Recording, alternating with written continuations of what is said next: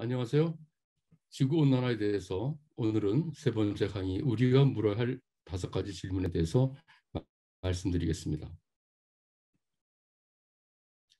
간단하게 지난 그동안 했던 세 개의 강의에 대해서 요약을 해드리겠습니다.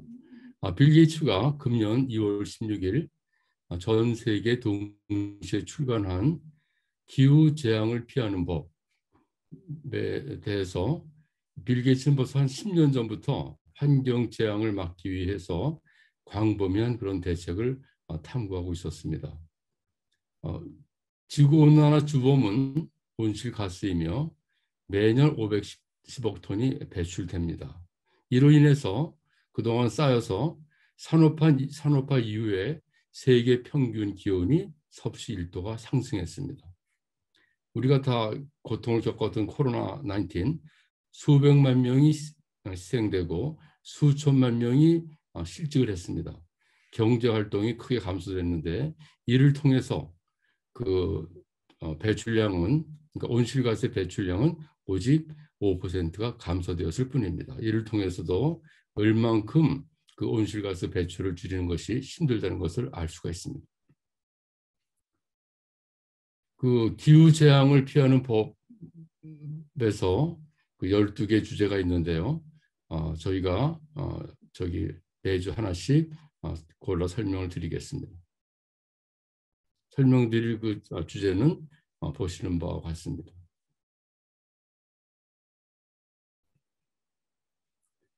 제1강에서는 왜 저러인가라는 제목으로 섭씨 2도가 상승하게 되면은 태풍, 산불, 가뭄, 홍수, 해수면 등 상승해서 그 기후 변화가 생기고 기후 변화로 인해서 그 지구에 재앙이 오게 됩니다. 그래서 그 재앙을 피하는 유일한 길은 탄소 제로를 달성하는 것인데요. 탄소 제로를 달성한다는 것은 배출되는 양과 제거되는 양이 같은 상황을 말하는 것입니다. 즉 탄소 중립이 되는 것입니다. 매년 510억 톤의 온실가스 배출되는데 2050년까지 탄소 중립을 이루고자 하는 것이 지금 현재의 목표입니다. 이런 현재 배출 추세는 방치하면 반드시 재앙이 옵니다. 21세기 말에는 지구의 기후 온도가 한 4 내지 8도 상승하게 되고 결국은 잘 사는 나라 부자들이 만들어 놓은 이 환경 재앙으로 인해서 가장 피해를 받는 사람들은 세계에서 가장 가난한 10억 명 이 사람들이 혹독한 피해를 받게 됩니다. 두 번째 강의에서는 그러나 이것을 이루는 것이 역시 어려울 것이다라는 주제를 말씀드렸는데요. 화석 연료는 가장 큰 문제죠. 그러나 우리가 의식주, 교통, 냉난방 등에서 광범위하게 사용하고 있습니다. 굉장히 깊숙이 저희 생활과 관계가 있습니다. 석유는 세계에서 매일 40억 갤런을 소비하는데 그 석유 가격이 탄산음료보다 저렴합니다. 그렇기 때문에 더욱더 우리가 화석연료를 남용하게 되는 것입니다. 에너지는 앞으로 2050년까지 세계 에너지 수요의 50%가 증가할 것이라는 예측입니다. 그런데 에너지는 전환에 오랜 시간이 소요되고 상당히 거대하고 복잡한 사업입니다. 그래서 인류의 역사는 에너지라는 것이 우리에게 편익도 주지만 우리에게 많은 불편함도 줬던 것이 에너지입니다. 또 하나 어렵게 하는 또 하나 포인트는 기후 변화를 염두에 두고 정책이 설계되지 않았습니다. 또한 정책이라는 것이 어떤 정권이 들어서냐에 따라서 변동이 있었기 때문에 지속성이 없었기 때문에 이것이 또 문제가 되는 것이고요. 또 세계적인 협력이 상당히 힘듭니다. 거의 불가능할 정도인데 파리 협정이 세계적인 협력이 가능하게 한 첫 번째 사례라고 합니다.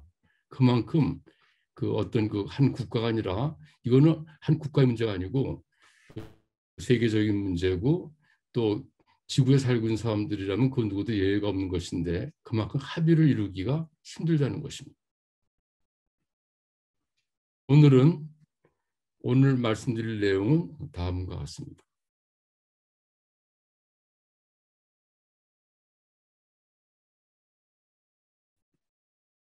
우선 510억 톤에 대해서 확실한 개념을 가지고 우리가 사고의 틀을 가져야 합니다.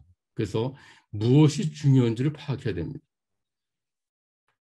결국 큰 목표는 510억 톤 온실가스를 제거하는 것인데, 예를 들어서 유럽 탄소 배출권은 그 거래제가 매년 1,700만 톤입니다. 뭐 우리가 볼 때는 굉장히 큰 것 같지만 510억 톤에 비하면 0.03%입니다. 아주 미미합니다. 그래서 이처럼 몇 퍼센트냐, 이게 중요한 거죠. 획기적 에너지 연합에서는 매년 5억 톤 이상의 온실가스 제거 기술만 지원하기로 했습니다. 이것은 결국 1%인데 1%를 넘기지 못할 때 이것은 경쟁에서 제외한다는 것입니다. 그래서 우리가 뭐 몇 톤의 온실가스 이런 말을 할 때는 그 510억 톤의 몇 퍼센트인지를 계산을 해야 됩니다. 지금 보면은 많은 그 기술들이 그 기후 변화, 뭐 지구 온난화, 온실가스, 탄소 배출에 뭐 기여한다고 얘기를 하는데, 과연 그런 기술들이 510억 톤의 몇 퍼센트인지, 그것이 중요하다는 것입니다. 기여하는 게 중요한 게 아니고요. 과연 몇 퍼센트를 기여할 수 있는지, 그것이 중요하다는 것입니다. 두 번째는 기후 변화에 대한 종합적인 계획이 필요합니다. 온실가스를 배출하는 인간의 모든 활동이 고려가 돼야 되겠죠. 인간의 모든 활동을 항목별로 분류해서 그 항목별로 해결책이 나와야 됩니다. 시멘트에 대한 계획은 무엇이냐, 이것처럼 구체적인 질문이 나와야 되는 것입니다. 전체 온실가스 배출량의 철강 시멘트는 10%, 교통수단은 배출량 16%, 한 절반, 한 8%, 이처럼 어떤 그 구체적인 퍼센트로 그 목표와 그 목표를 달성하기 위한 그 전략이 나와야 되는 것이죠. 전력 생산은 우리가 지금 전기는 현대 문명의 가장 그 유용한 형태의 에너지인데요. 전체 온실가스 배출량의 27%입니다. 그러니까 전력 생산에서 뭔가 획기적인 그 개선이 이루어지면 그 해결책의 27%가 해결되는 그런 얘기입니다. 또한 얼마나 많은 전력을 소비할 것인가. 이 전력은 항상 그 에너지에서는 가장 그 핵심적이고 가장 그 유용한 형태이기 때문에 중요합니다. 메가와트라는 것은 이제 뭐 공학에서 많이 쓰는 건데요. 우리가 쓰는 작은 백열 전구가 40와트를 씁니다. 그 헤어드라이어, 뭐 거의 매일 쓰는 헤어드라이어가 1,500와트입니다. 그러니까 100만 와트라면은 상당히 큰 거죠. 100만 와트. 예. 그래서 그 와트라는 것은 1초당 얼마만큼의 에너지를 쓰느냐 하는 그런 단위가 되는데, 100메가와트가 1000개 있어요. 1000메가와트를 기가와트라고 합니다. 지금 세계에 필요한 그 전력량은 약 5000기가와트. 그중에 미국이 20%인 1000기가와트를 사용하고, 중간 도시가 필요한 그 전력량이 1기가와트입니다. 작은 마을이 1메가와트. 우리 가정에서 쓰는 것이 물론 정도의 차이는 있겠지만은 통상 1kW, 1000W를 사용하고 있습니다. 발전소를 설립하려면, 발전소는 이제 전기를 만들어내는데요. 중간 도시에서는 1기가와트의 발전소가 필요하고, 원자력 발전소는 24시간 운영을 합니다. 그러나 태양열이라든가 풍력 발전소는 해와 바람이 그 어떤 사용할 수 있을 때 가능하기 때문에 약 한 30%밖에 유효 생산이 되지 않습니다. 또 하나는 그 에너지를 그 생성하는 그 소위 그 밀도가 다르기 때문에 그 발전소를 짓는다 하더라도 얼마큼 큰 땅이 필요하느냐가 달라집니다. 그래서 그 전력 밀도라는 말을 쓰는데요. 주어진 크기의 땅에서 얻을 수 있는 전력의 양을 전력 밀도라고 합니다. 일례로 화석 연료는 평방미터당 500에서 10,000와트, 원자력이 500에서 1,000와트, 수력이 5에서 50, 태양열은 5에서 20, 풍력이 1에서 2, 나무가 1 미만인데요. 태양열이 전력 밀도가 풍력보다 큽니다. 핵심 포인트는 어떤 특정 전력원으로 세계 에너지 수요를 충족이 가능하다 할 때 그러한 필요한 양의 에너지 생성을 위해서 얼마만큼의 장소가 필요하냐, 이것이 중요하다는 것이죠. 또 하나는 얼마큼 이제 투자를 해야 되느냐. 그 청정한 에너지 경제 전환은 뭐 짐작하시겠지만 엄청난 비용이 들어갑니다. 현재 그 지구가 이렇게 기후 변화 온실가스에 고통받는 이유는 화석 연료 에너지 기술이 청정 에너지 기술보다 싸기 때문입니다. 청정 에너지 기술이 화석 연료 에너지 기술이 비싸다면은 뭐 말할 거 없이 청정 에너지 기술을 사용하겠죠.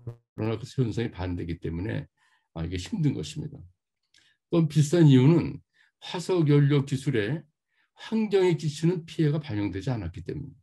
우리가 원자력 발전할 때 원자력 단가를 구하지만은 원자력 발전소를 세우는 비용은 생각하지만 그 원자력 폐기물을 처리하는 비용은 대개 거기 플러스가 되지 않습니다. 그래서 마찬가지로 이처럼 화석 연료도 좋은 점만 생각할 게 아니라 그것이 주는 피해에 대한 비용도 같이 포함해서 계산을 해야 그것이 합리적인 가격이 되는 것이고, 또 환경에 피해를 주는 더럽히는 그런 기술과 환경에 무해한 기술 간에 정말 참 공정한 그런 가격 비교가 되는 것입니다.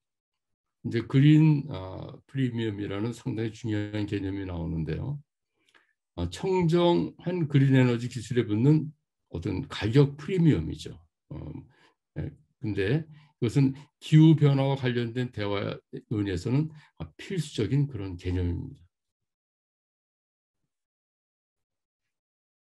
그린 프리미엄 제가 세 개로 어떻게 나눠서 설명을 드리겠습니다. 첫 번째는 깨끗한 그린 에너지 기술에 붙는 가격은 정의입니다. 정의인데 수많은 그린 프리미엄이 존재합니다.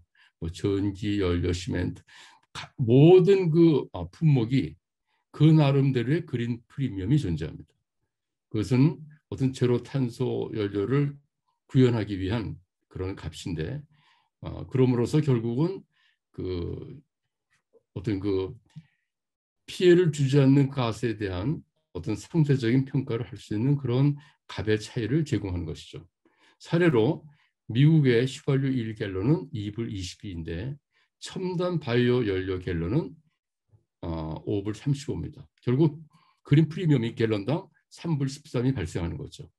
이거는 결국 그린 프리미엄이 40%를 초과한다는 것입니다. 이처럼 어떤 그 품목의 그 종류별로 그린 프리미엄이 얼마냐 하는 퍼센트가 다 나오게 됩니다. 그런데 항상 플러스만 있는 게 아니라 마이너스도 있습니다. 마이너스 그린 프리미엄은 그린 에너지 기술이 화석 연료보다 저렴한 경우입니다. 상당히 바람직한 경우죠. 일례로 천연가스 작동 보일러 에어컨은 전기 냉난방 시설보다 가격이 비쌉니다. 이럴 때는 전기 냉난방 시설이 환경에도 별로 피해를 주지 않으면서 가격도 싸다는 얘기입니다.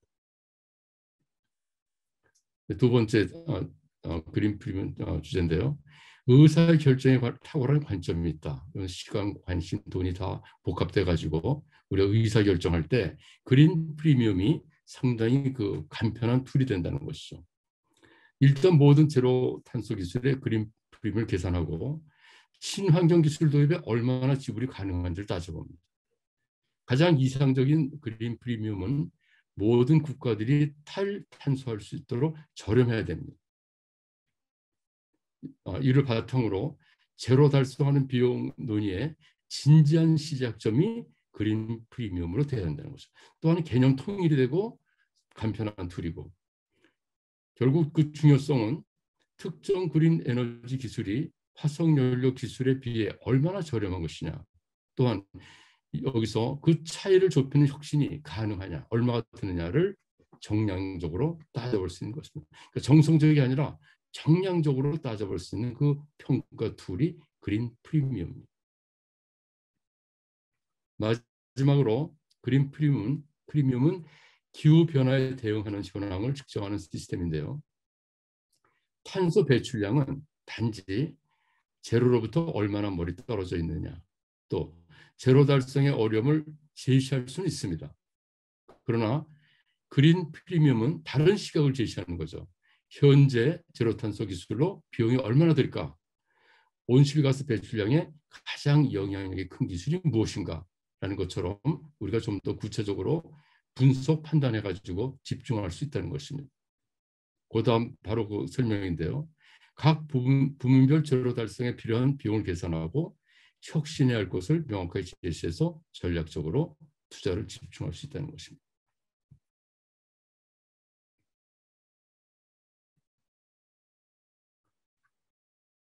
다음에는 그 전기 생산이 510억 톤의 27%를 차지하는데요.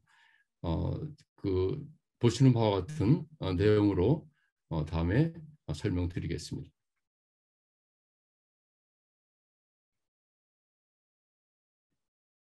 네, 관심을 가지고 경청해 주셔서 감사합니다.